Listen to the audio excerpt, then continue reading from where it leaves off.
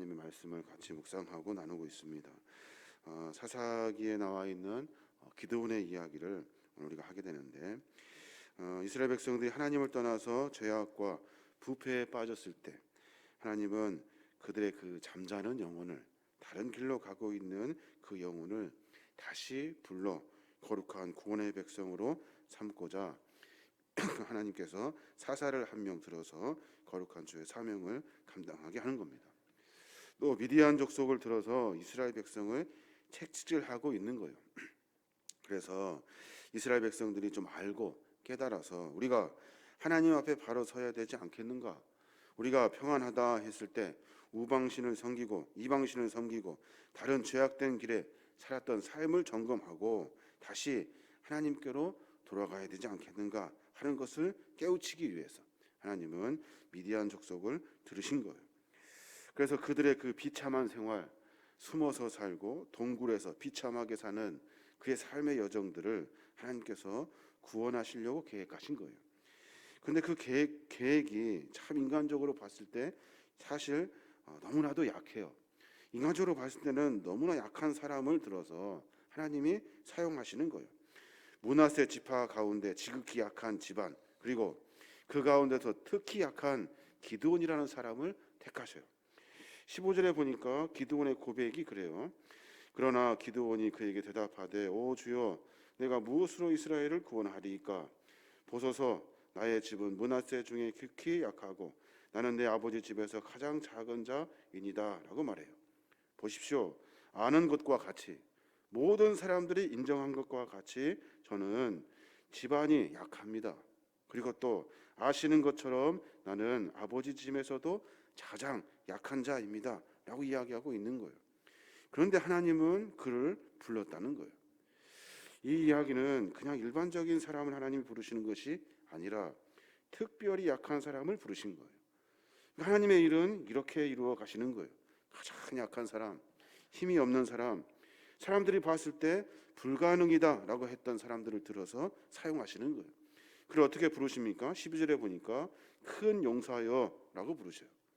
여기서 말하는 큰 용사는 모든 사람들이 인정하는 용사잖아요. 모든 사람들이 인정하고 그를 통해서 일을 이룰 수 있을 것이다 라고 평가했던 큰 용사, 그 용사가 되어야 이스라엘을 일으키지 라고 하면서 인정한 큰 용사, 그 큰 용사를 하나님께서는 가장 약한 자를 부르셨다는 거예요. 그러니까 하나님의 시각과 인간의 시각은 하늘과 땅 차이인 거예요. 하나님께서 그 가나안 이스라엘 백성들, 그 사람들이 미디안의 손에서 고생하고 애쓰는 것을 보시고 부르짖는 그 기도에 응답하시고자 일하시는데 가장 약한 사람을 들어서 일하신다는 거예요. 사람들이 생각했을 때 참 이게 될 것인가 라는 생각이 들기도 할 거예요. 근데 하나님은 그렇게 일하시는 거예요. 오늘 우리가 조금 더 자세히 봐야 될 부분은 뭐냐면 하나님이 왜 하필 기드온이라는 사람을 택했냐는 거예요. 그가 진짜 형편없이 약한 사람인가 하는 부분을 찾아봐야 하는 거예요. 그래서 오늘 본문 말씀을 통해서 기드온의 그 생활상, 기드온이 어떻게 삶을 살아내고 있는지 한번 우리가 연구해 볼 필요가 있어요. 기드온을 가만히 묵상하면서 본문을 읽는데 기드온은 어떤 사람이었냐? 어떤 사람이기에 하나님이 선택하셨냐면 자기 일에 충실한 자였다는 거예요. 자기 일에 충실한 사람. 오늘 11절에 나와 있는데 11절에 보면 여호와의 사자가 아비에셀 사람 요아스에게 속한 오브라에 이르러 상수리 나무 아래 앉으니라. 마침 요아스의 아들 기드온이 미디안 사람에게 알리지 아니하려 하여 밀을 포도주 틀에 타작하더니 라고 말해요. 그러니까 쉽게 말하면 여호와의 사자가 왔는데 기드온을 보니까 뭐 하고 있냐면 포도주 틀에서 밀을 타작하고 있는 거예요. 사실은 밀 타작은 넓은 데서 이렇게 짐승을 데려다가 해야 되는데 조그만 밀 타작을 하고 있는 거예요. 포도주 틀에서. 그가 지금 왜 포도주 틀에서 밀 타작을 하고 있는 거예요? 가족을 위해서. 자기 가족을 위해서 밀 타작을 지금 하고 있는 거예요. 가족의 생계를 위해서 포도주 틀에서 밀 타작을 하고 있을 때 하나님께서 그를 부르신 거예요. 우리도 마찬가지입니다. 자기에게 맡긴 그 작은 일, 그 일에 충실히 감당을 하는 거예요. 자기를 먹여 살린 자족을 먹여 살리는 일은 그 기드온 자기에게 맡겨주신 하나님의 일이에요. 두렵고 무섭고 일이 상황이 안 좋고 형편없어서 모든 걸 다 접어서 숨어만 지내는 사람이 아니라 그 상황 앞에서 나에게 맡겨주신 하나님의 역할을 게으름 피지 아니하고 최선을 다해서 일하는 거예요. 그러니까 포도주 틀에서 밀을 타작하면 되겠구나, 열심히 그렇게 하는 거예요. 우리가 지금 상황이 그러니까 여기에서 우리가 가족을 돌봐야 하지, 어떻게 해서든지 가족을 돌보려고 하는 그 기도원의 모습이 들어있는 거예요. 자기 일에 충실한 사람, 자기가 맡은 작은 일에도 충성을 다하는 사람, 그 사람이 바로 기드온이라는 거예요. 또 하나, 그 기드온이 어떤 사람이었나 하면 다 들어보니까 영적으로 굉장히 민감한 사람이었던 거예요. 영적으로 굉장히 민감한 사람, 아무런 생각 없이 그냥 사는 사람이 아니에요. 이스라엘 역사가 어떠한가, 지금 현재 우리의 상황은 어떠한가, 하나님은 어떤 분이신가, 이스라엘의 운명을 좌주하시는 분이 왜 하나님이신데 하나님은 왜 그냥 이 자리에서 가만히 계시고 있는가, 이 문제를 어떻게 해결해야 하는가 하면서 계속해서 고민하고 있는 거예요. 그러니까 13절에 그렇게 말해요. 기드온이 그에게 대답하되 라고 말해요. 자기가 평소에 생각했던 영적인 질문들, 자기가 평소에 품었던 여러 가지 상황들을 그 사자에게 그대로 이야기하고 있는 거예요. 그에게 대답하되 오 나의 주여 여호와께서 우리와 함께 계시면 어찌하여 이 모든 일이 우리에게 일어났습니까? 또 우리 조상들이 일찍이 우리에게 이르기를 여호와께서 우리를 애굽에서 올라오게 하신 것이 아닙니까? 이 모든 일이 어찌 된 일입니까? 하면서 그에게 물어요. 가장 약한 사람이라고 생각하고 가장 힘이 없는 집안이라고 생각했는데 생각하는 것이 보통이 아니에요. 이스라엘 전체 역사를 꿰뚫고 있었고 그리고 영적으로 민감함을 가지고 삶을 고민하고 있는 거예요.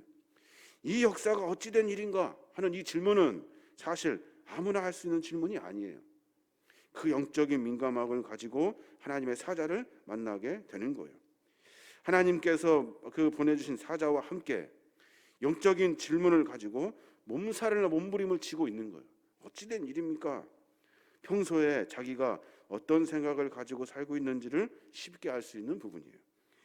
기드온이 영적으로 민감한 자였기 때문에, 상황과 역사와 하나님에 대한 영적 민감함이 있었기 때문에 하나님이 원하시는 사명과 뜻을 분명하게 찾을 수 있었다는 거예요. 우리도 마찬가지입니다. 우리도 삶을 살아가면서 분주함이 있어요. 그런데 영적으로 민감해야 돼요. 지금 이 상황이 어떤 상황인가? 하나님은 우리의 이 상황을 어떻게 이끌어 가시려고 하시는가?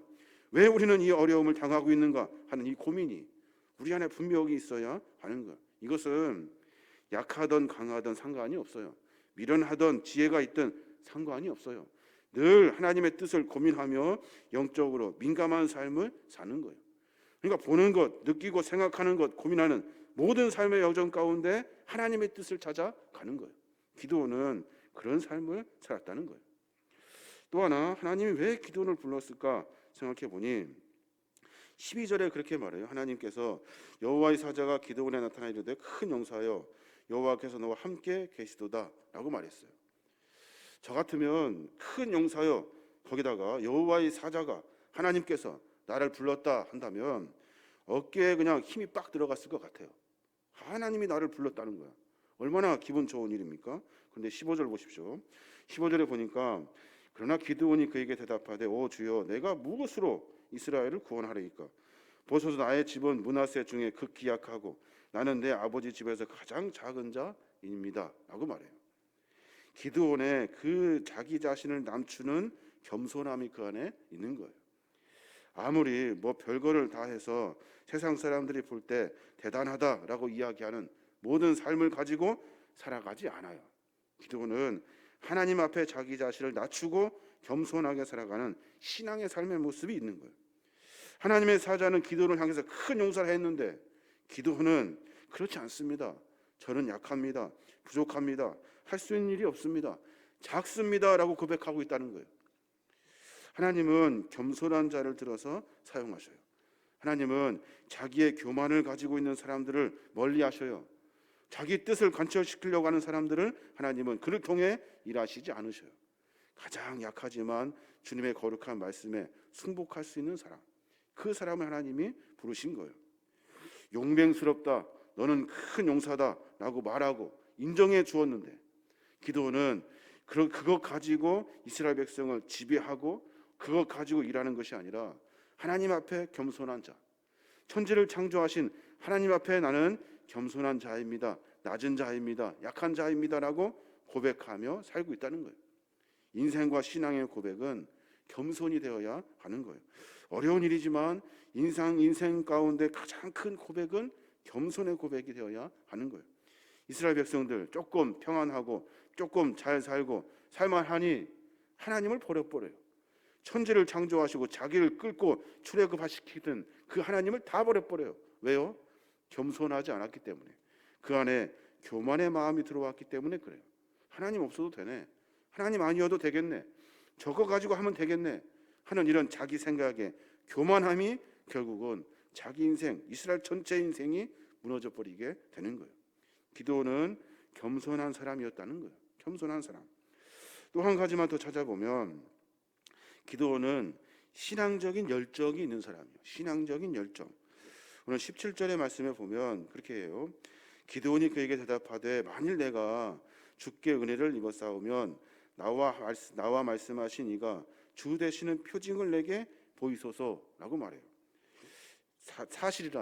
사실이라면 한번 표징을 한번 봅시다, 증거를 한번 봅시다 하면서 여러 일들을 해요. 이거 재물도 가지고 오고, 그리고 천사 보고 기다리기라도 하고, 그리고 여러 가지를 준비해요. 분주하게 준비해서 그것이 사실인지를 확인하려고 하는 거예요. 하나님께서 자기를 택하셔서 이스라엘 사사로 세우신 사실이 믿겨지지가 않아서 그런 것이 아니에요. 영적으로 이것이 사실인지를 확인하고 싶었던 거예요. 하나님이 살아계셔서 일하시는 것을 확인하고 싶었던 거예요. 그래서 하나님의 거룩한 뜻을 분명히 알고자 한 거예요. 우리가 사명을 감당할 때도 마찬가지입니다. 문제가 있고 어떤 상황이 있을 때 우리 하나님께 물어야 돼요. 묻고 이것이 사실인지 영적인 열정을 가지고 확인해 봐야 돼요. 그래서 나에게 맡겨준 하나님의 그 뜻이 사실인지 분명하게 알고 우리의 삶을 만들어가는 거예요. 하나님의 거룩한 말씀을 보면 여러 이야기들이 있어요. 하나님을 충성해라, 하나님께 재물을 드려라, 하나님을 섬기라, 하나님 안에 살아라, 말씀 안에 충만하여져라 라는 모든 이야기들이 있어요. 삶을 실천해내는 이야기라고. 그런데 그것을 하지 않아요. 왜요? 해봐야 되는데, 그래서 하나님을 직접 확인해야 되는데 이 신앙의 열정이 우리 안에 없는 거예요. 그냥 그렇게 가면 되지, 그냥 똑같이 그냥 묻어가면 되지, 그냥 시간 흐르듯 가면 되지 생각한다는 거예요. 실험해 봐야 될 거 아니에요. 영적으로 내가 진짜 하나님이 살아계신지 시험해 봐야 돼요. 그래서 내가 열정적인 신앙의 삶의 모습 가운데 하나님을 직접 만나야 되는 거예요. 그 은혜가 있을 때 우리는 하나님의 사명을 감당할 수 있는 거예요. 기드온이 그저 대충 알고 대강 믿는 미지근한 신앙을 거부한 거예요. 확실히 합시다. 내가 지금 갈 길이라면 확실히 합시다.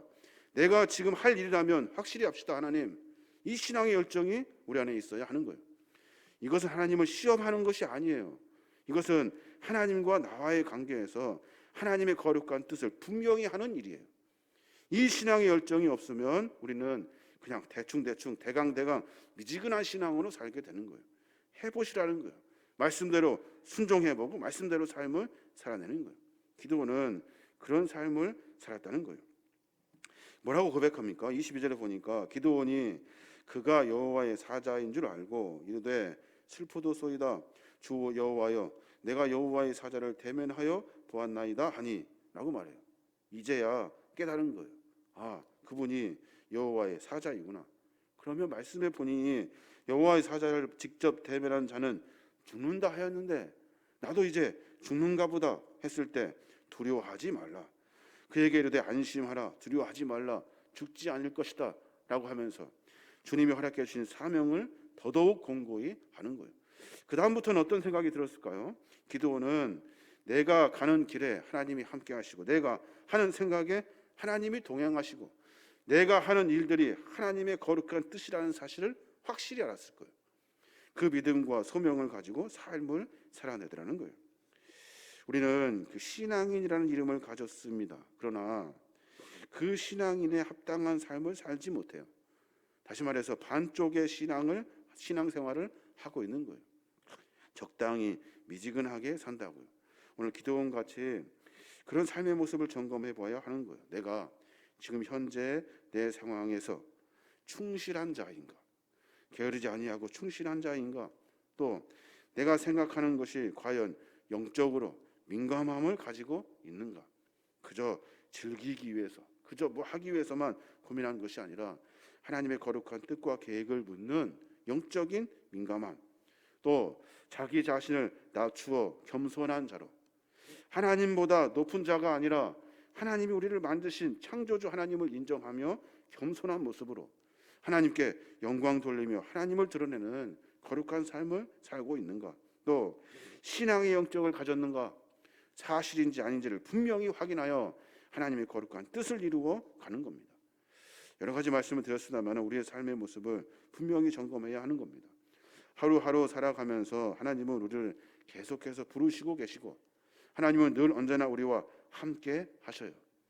우리가 하나님의 깊은 그 뜻을 알고 깨달을 때 하나님은 이 어려운 시대를 이기게 하시는 거예요. 오늘 하루의 삶 가운데 가장 약한 기도원을 하나님이 뭘 보고 그렇게 고르셨을까? 가장 약하고 미련하다고 생각했던 기도원이라 했는데 사실은 그렇지 않았다는 거예요. 연약하지만 모든 것이 부족하지만 그의 내면은 그 누구보다 충실했다는 거예요. 우리가 겉으로 살아가는 사람이 아니라 내면의 깊이를 채워갈 수 있는 거룩한 믿음의 종들이 되어야 될 줄로 믿습니다. 우리의 삶이 그런 삶으로 바꿔내도록 매번 주님과 함께 몸부림치며 전진하는 믿음의 종들 되시길 주님의 이름으로 축원합니다. 아멘.